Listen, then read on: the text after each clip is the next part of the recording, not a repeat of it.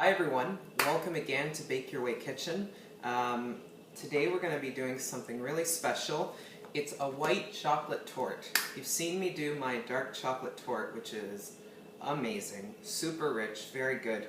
But today we're going to do something a little different. We're going to do a white chocolate torte. And let me tell you, I've made this once before and it is one of my favorite desserts. It is super rich, so you cut them in very small pieces. You do need a lot of white chocolate, and before I get into the ingredients, I did want to just mention there's very few ingredients here. So there's two quality ingredients essential to this recipe. If you want to make the best dessert in the world, two things are critical. Getting good quality white chocolate, that's white chocolate that has cocoa butter in it. And I'm using Cacao Berry chocolate. I picked it up when I was on a trip at a pretty good price. We're going to need 1.5 pounds of chocolate. So there's going to be, that's 680 grams. So we're definitely going to need a good quality chocolate so that that flavor comes through. A recipe is nothing without quality ingredients. The other thing too is whipped cream. And it might be a little bit of a surprise, but if you look at heavy cream in your grocery store, if you go to a lot of the brands, you're going to see there's a lot of additives. There's like not carcinogens, carnogen, I don't know how to say the word, a lot of chemicals. I've even seen dextrose, which is like a corn syrup solid. So you really want to watch out. What I use, and I don't know if it's available in the US or elsewhere, but it's just Liberty 35% whipping cream, and it is organic. You don't need to get organic, but if I look on the ingredients, the only ingredient is cream. If you buy cream and there's more than one ingredient, there's a problem. Only buy cream that has one ingredient, because that's all you want. You don't want that additive stuff, and that'll impact the final result of your dessert.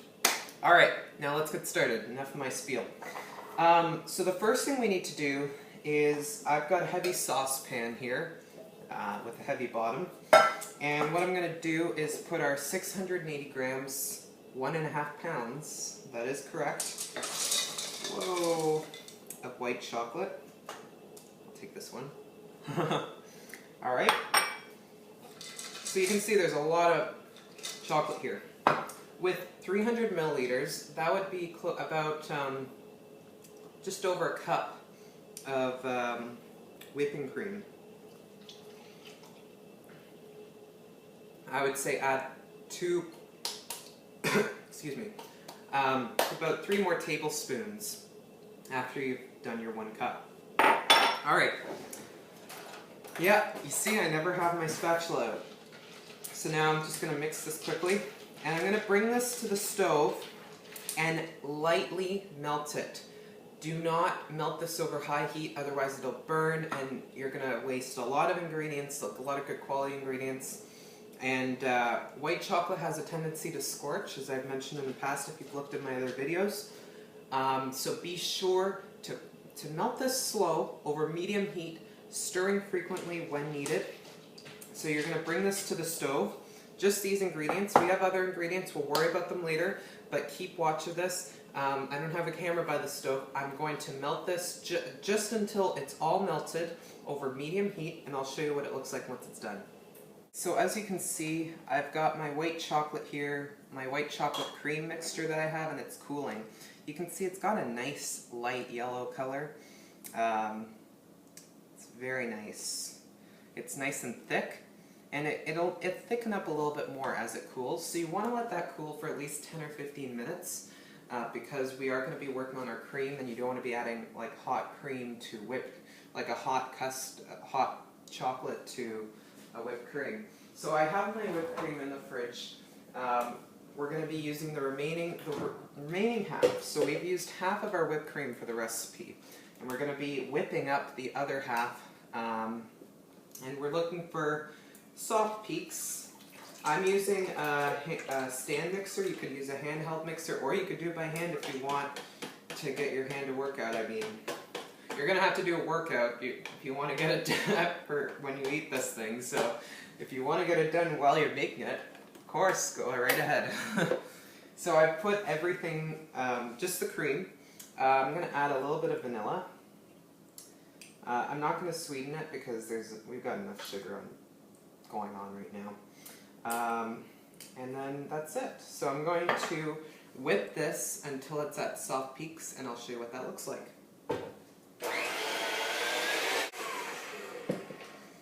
Alright, so our cream, that literally took under a minute. I tell you, the handheld mixer, the stand mixer really does make it easier. So soft peaks, this is what we're looking for. This might even be a little bit on the tough end of soft peaks, but you want it to form tracks, but you don't want it to be like, it's not holding a beak up.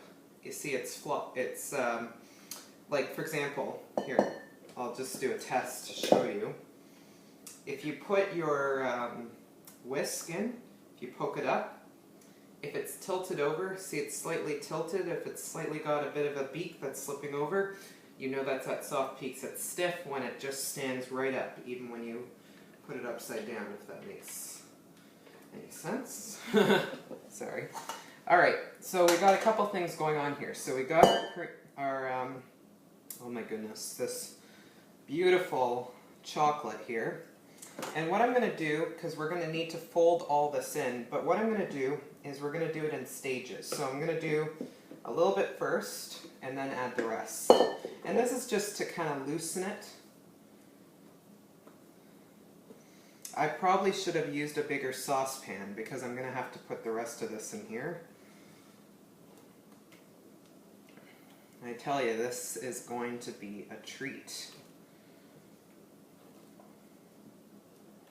And once you feel you've kind of gotten it incorporated, you kind of just want to do those folding motions to the side and up, side, down, and up, side, down, and up. You want to get right throughout. Then we'll add in the rest. Get my bigger spatula, or if you guys ever watch Laura Vitale, she says spatula. Just get all the rest of that cream. This is going to be delicious. There we go. So just keep folding, just keep folding. You just want to get it all, make sure that the cream is all evenly distributed. You don't want like a big section of that chocolate in one area and then the cream in another. So just take a few minutes to make sure you're getting right from the bottom, and then once you feel you've fully incorporated it, I'll show you the next step. See, I've got my mixture fully incorporated here. Now just two side notes. One, you did notice I did use my saucepan to incorporate the cream. It has completely cooled down. If yours is still hot, pour the white chocolate mixture into another bowl to incorporate the cream. Otherwise, it's going to deflate the cream. It's not going to be good. You won't be able to get that air that you want. Now, we're going to assemble, because this is a no-bake white chocolate torte. I've got a 9-inch springform pan, and you want it to be springform so that you can pop it out after. It's much harder to cut if you use cake pans. So you need a 9-inch one. And what I've got here is some crushed up ginger biscuits. They're just like local biscuits. You could do a homemade version, or you just do whatever. You could do graham crackers, digestive biscuits, whatever you have. Whatever kind of biscuit you want, you can use. So basically what we're going to do is I've got some melted butter here. Now the amount, it's usually between, for this particular, it's 4 to 6 tablespoons of melted butter. I'm going to start off with about 5. And we're going to mix this, and if it's all fully incorporated, because it really depends on the biscuit. Some biscuits absorb a lot of the butter more than others. You just want them to be moist, and this looks like it'll be definitely enough. Yeah, no problems here. You can see all the crumbs are moistened. There we go. I probably could have crushed them a little bit more. I usually use a Ziploc bag to put all my digestive biscuits in and bang them with meat meat hammer. But you know what, it might even be easier to use a food processor, because look, I still have some coarse crumbs, but I'm not going to fuss. So I've got a greased 9-inch springform pan here, and I'm going to pour this mixture in. That's it. And we're simply going to spread it out along the bottom layer.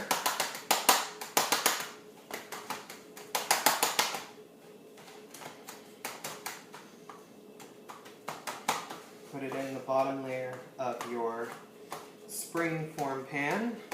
You want to make sure that it's evenly distributed. There's no holes or anything for the white chocolate mixture to seep through. You want to make sure that it's all set up. And you can have it run a little bit up the sides if you want, kind of like a cheesecake. It's really up to you. That looks good to me.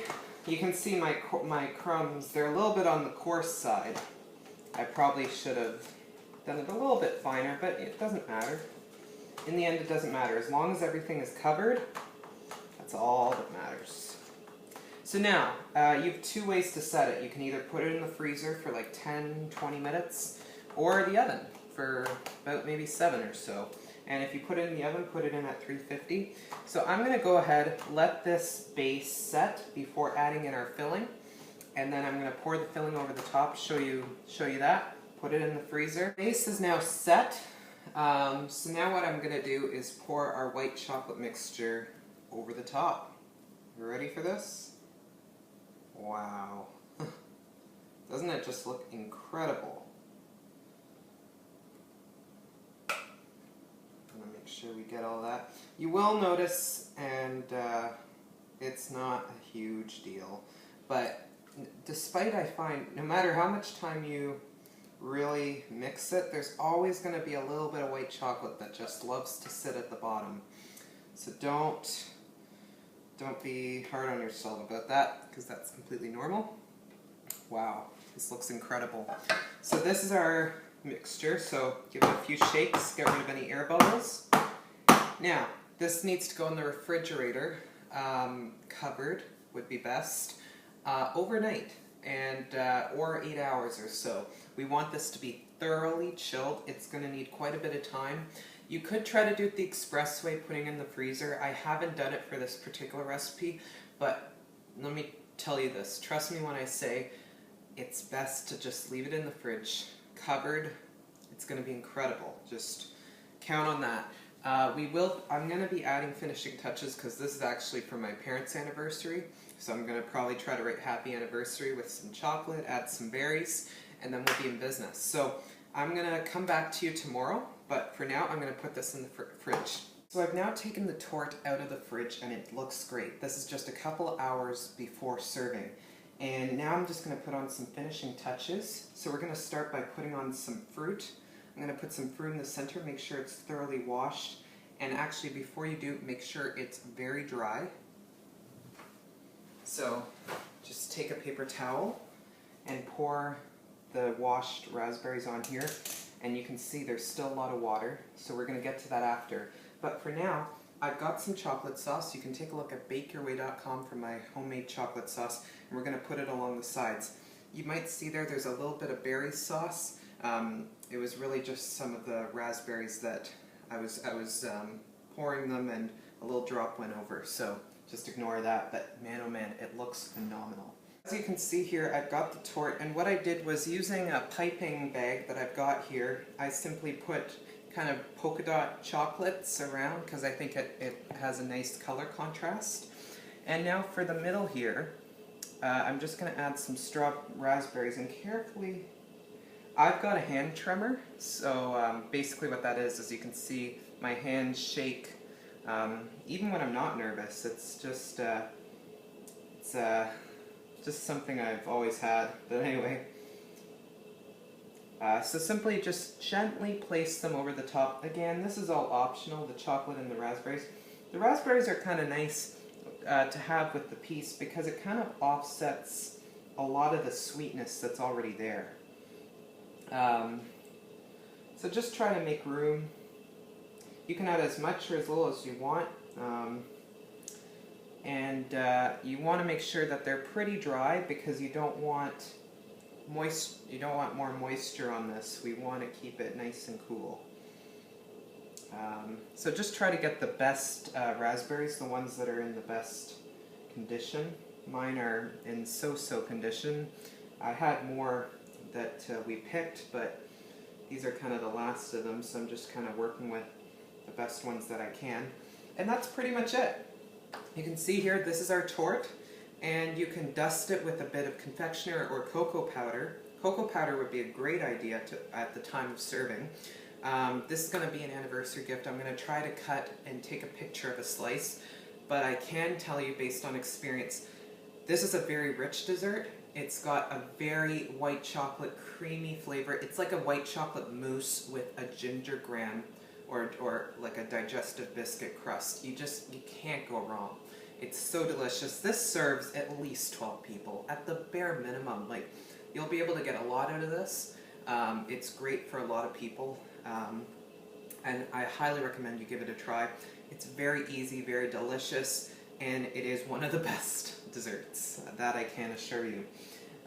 So that's pretty much the recipe. I let this, as you may know, I let this cool overnight, chill overnight in the refrigerator.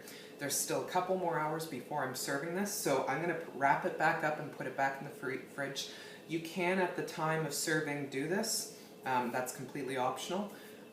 Just one side note, take it out 20-30 minutes before serving, and you're going to want to cut around the edge of the springform pan to release the sides of the torte, and then you're going to remove the buckle that's on the side of the offsets of the springform pan to release the torte. I hope you give this recipe a try. It's absolutely delicious. For more, please visit bakeyourway.com. Thanks so much for watching, and I will see you in the next video.